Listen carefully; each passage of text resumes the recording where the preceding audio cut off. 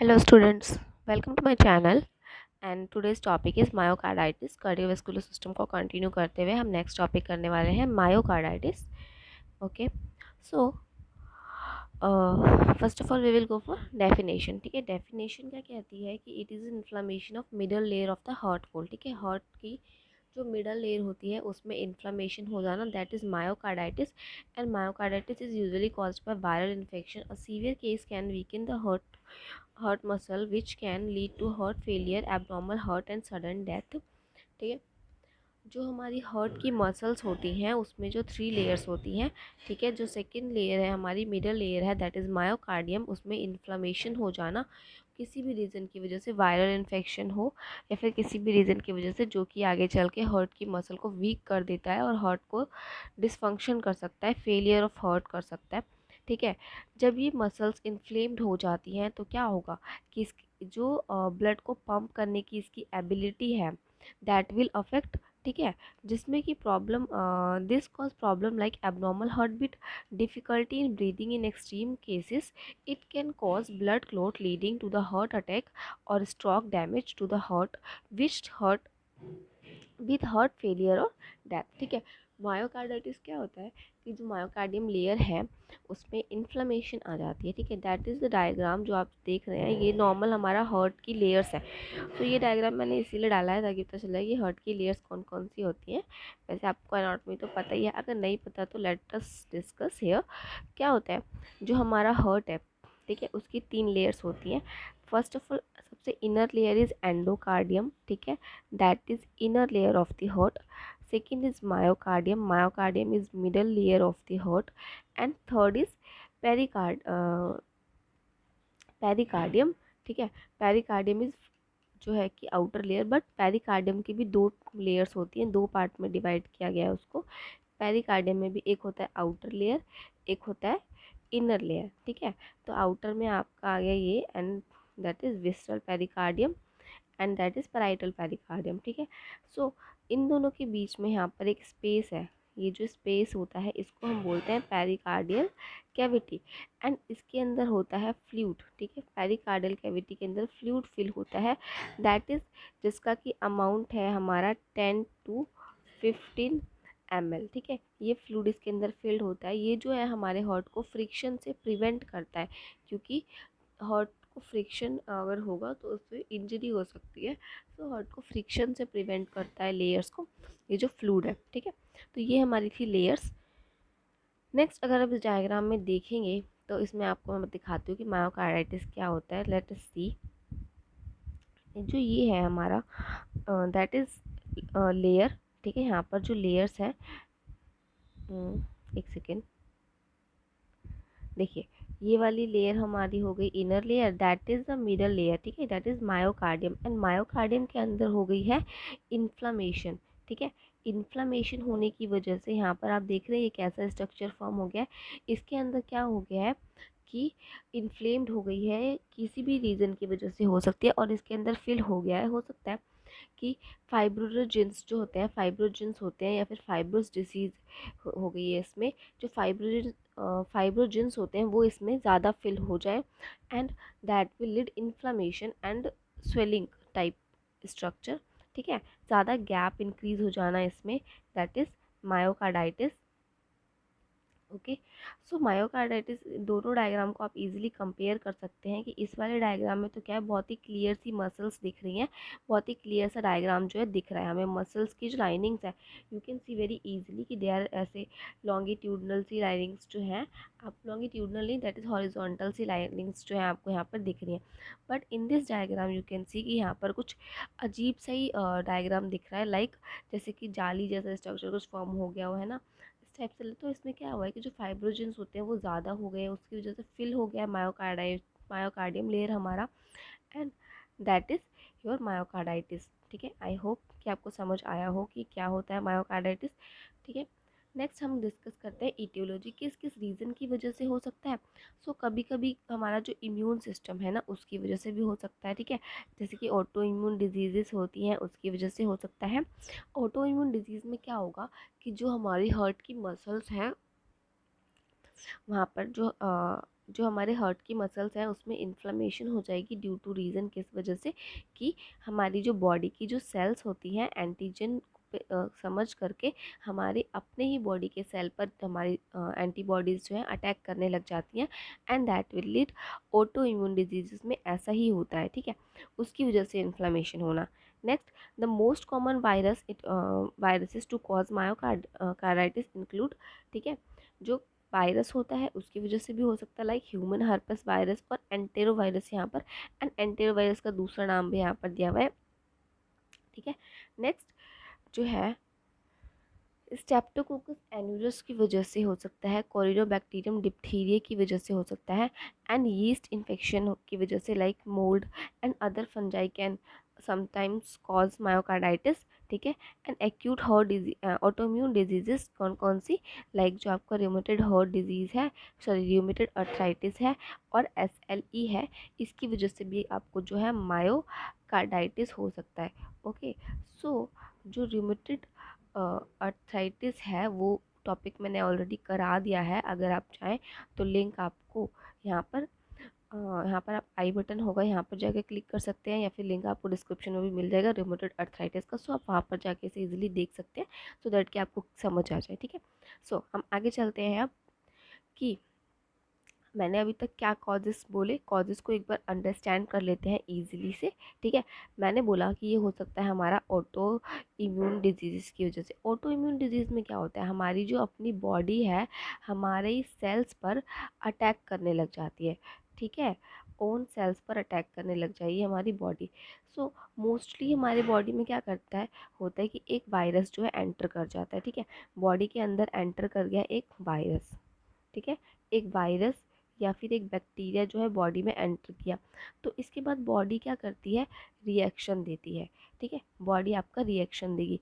Reaction में क्या होगा कि 93% पीपल जो है लकी होते हैं कि वो ठीक हो जाते हैं, ठीक है, उनकी बॉडी सही से काम करती है, बट 1 से 3% पीपल जो हैं वो ऐसे they are not lucky, and उनमें क्या होता है कि जो उनकी बॉडी है ना, रिएक्शन करते वक्त क्या करेगी, अपनी ही बॉडी की सेल्स पर अटैक करने लग जाएगी, ठीक है, सेल्स पर अटैक करने लग जाएगी,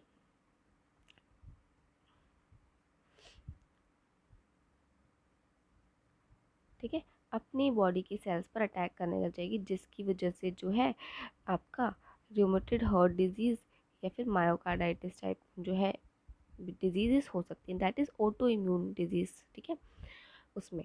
next we will go for pathophysiology. So pathophysiology में हम डिस्कस करते हैं कि क्या होता है। So this is the heart का डायग्राम मैंने यहाँ पे प्लेस किया है, जो इसमें मैं आपको ये बताना चाहती हूँ कि एनाटॉमी अगर आपने इजीली पढ़ी है तो आप इजीली समझ सकते हैं, दैट इज़ आपका inferior vena cava, that is superior vena cava, pulmonary arteries, है ना, पल्मोनरी वेन्स,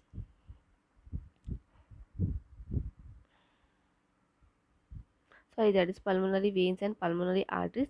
सो यहाँ से क्या होता है, यहाँ पर आर्टरीज भी होती है, यहाँ पर क्या होता है कि हमारा जो डिस डीऑक्सीजनेटेड ब्लड है यहाँ से और यहाँ से हमारे जो है यहाँ पर फिल होता है ना, यहाँ पर आने के बाद फिर इसके पे जब ये हमारा राइट आर्टरियम फिल हो जाएगा, है ना, ये फिल हो गया मान लीजिए, तो इस पर प्रेशर इंक्रीज़ होगा, जब इस पर प्रेशर इंक्रीज़ होगा तो ये कॉन्ट्रैक्ट होगा, एंड जब ये कॉन्ट्रैक्ट होगा तो हमारा ब्लड अब इसमें आने लग जाएगा, ठीक है, अब हमारा जो है वेंट्रिकल फिल हो जाएगा।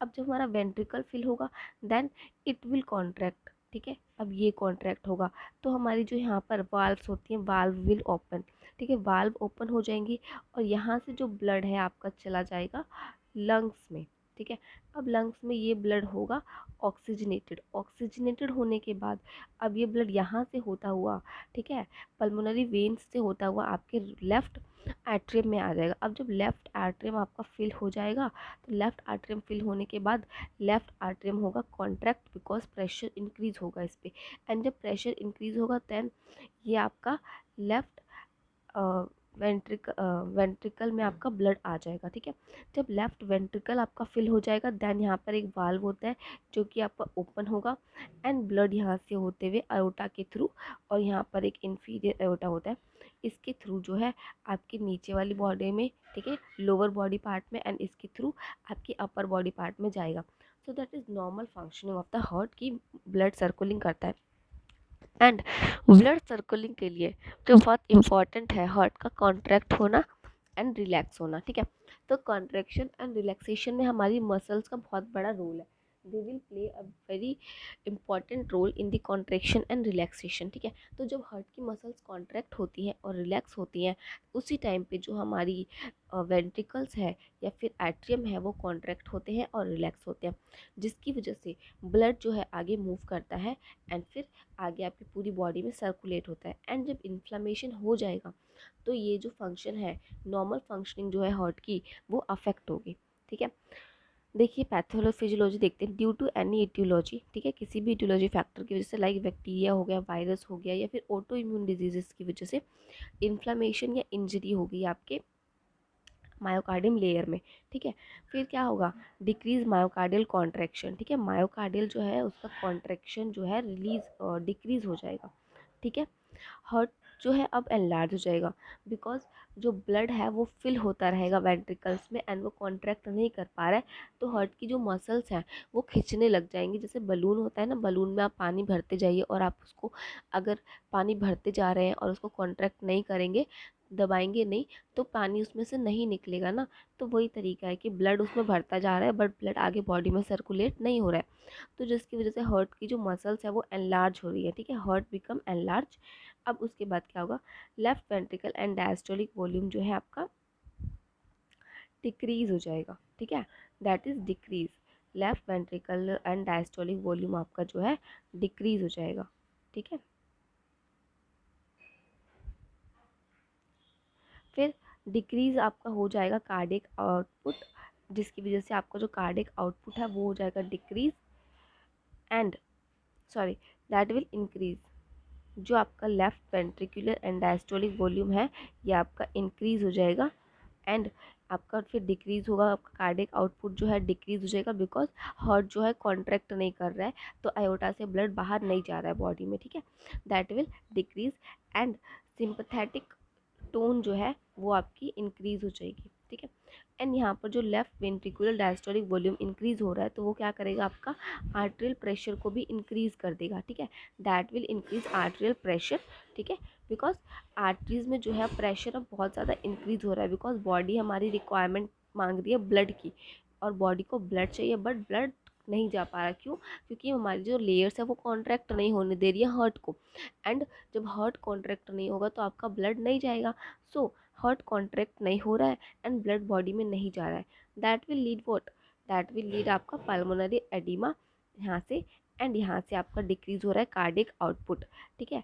एंड एट लास्ट ये आपका जो है क्या कर सकता है, हार्ट का फेलियर भी कर सकता है, ठीक है। That will lead heart failure, ठीक है। इसको हम एक बार और समझने की कोशिश करते हैं। मैंने क्या बोला, किसी भी फैक्टर की वजह से, ठीक है, due to any aetiological factor आपका क्या हो रहा है, हार्ट जो है कॉन्ट्रैक्ट नहीं हो रहा है, ठीक है, कॉन्ट्रैक्शन नहीं हो रही है, ठीक है, डिक्रीज, इसको हम बोलते हैं डिक्रीज। ये जो साइन होता है ना ये डिक्रीज का होता है, हार्ट जो कॉन्ट्रैक्शन कम हो रही है, ठीक है। जब कॉन्ट्रैक्शन कम होगी तो हार्ट कैसा हो जाएगा आपका, हार्ट होगा एनलार्ज, एनलार्ज मतलब हार्ट आपका बड़ा होने लग जाएगा, उसका साइज इंक्रीज होने लगेगा। जब हार्ट एनलार्ज होगा तो क्या मतलब है, जो वेंट्रिकुलर लेफ्ट वेंट्रिकुलर और जो आपका प्रेशर है लेफ्ट वेंट्रिकुलर एंड जो डायस्टोलिक है वो इंक्रीज हो रहा है ना, वेंट्रिकल में ही तो ब्लड भर रहा है, देन इट विल इंक्रीज, फिर जो कि क्या करेगा आपका इंक्रीज कर देगा, ठीक है, आपका इंक्रीज कर देगा वेंट्रिकल का प्रेशर, आर्ट्रियल प्रेशर, ठीक है, जो आर्ट्रियल प्रेशर है वो इंक्रीज कर देगा। नाउ आर्ट्रियल प्रेशर इंक्रीज होने के बाद ये तो कॉज कर देगा what, oedema, pulmonary oedema, and यहाँ से जब ये इंक्रीज होगा तो इट विल कॉज क्या, डिक्रीज कार्डियक आउटपुट, ठीक है। ये थी आपको नॉर्मल पैथोफिजियोलॉजी।